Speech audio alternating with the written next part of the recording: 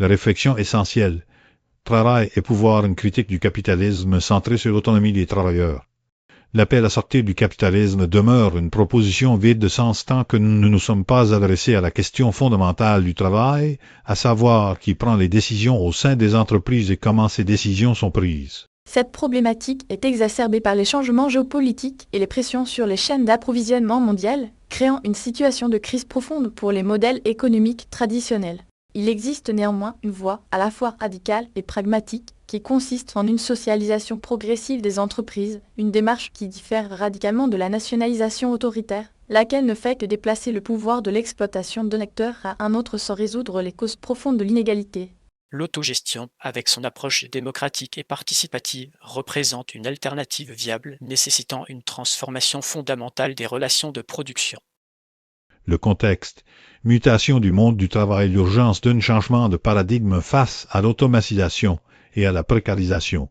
Historiquement, le modèle industriel reposait sur la division du travail et une hiérarchie rigide, des structures qui ont été intensément amplifiées par l'essor de l'automatisation et des algorithmes. L'impact de ces technologies sur le marché du travail est considérable, entraînant une précarisation croissante et une perte de contrôle des travailleurs sur leur propre activité. La crise écologique, intimement liée à la logique capitaliste de croissance limitée, accentue encore cette situation, soulignant la nécessité d'une refonte complète de nos systèmes économiques et sociaux. Les discours autour de l'innovation et de la compétitivité masquent souvent les conséquences désastreuses de ces transformations sur le bien-être humain et l'environnement. La dégradation des conditions de travail et l'absence de perspectives d'avenir alimentent un sentiment croissant de frustration et de colère, ouvrant la voie à des mouvements sociaux contestataires. Et l'analyse stratégique. Autogestion comme solution, déconstruire les rapports de force et opter pour une démocratie économique. L'analyse des données révèle une concentration croissante du pouvoir économique entre les mains d'un nombre limité d'entreprises et d'individus, un phénomène qui est amplifié par les mécanismes du marché et les politiques libérales. L'algorithme de gestion, souvent opaque et dénué de considération humaine, renforce cette tendance en optimisant la production à court terme au détriment du bien-être des travailleurs et de la durabilité des systèmes.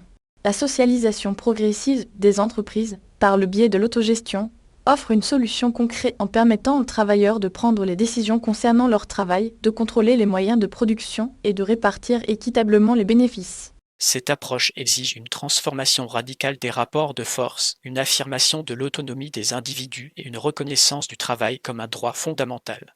L'expérimentation de l'autogestion, dans des contextes divers, démontre la viabilité de ce modèle et son potentiel à créer des sociétés plus justes et plus durables. La projection. Vers une société autonome, anticiper les risques et saisir les opportunités d'une alternative.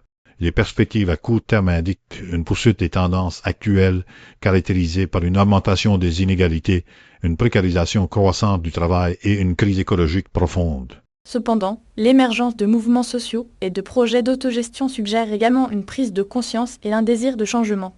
Il est impératif d'investir dans la recherche et le développement de modèles économiques alternatifs, basés sur la coopération, la solidarité et la durabilité. Les exploits cybernétiques et les menaces liées à la sécurité informatique soulignent la nécessité d'une gouvernance numérique démocratique et transparente, où les citoyens contrôlent les données et les algorithmes.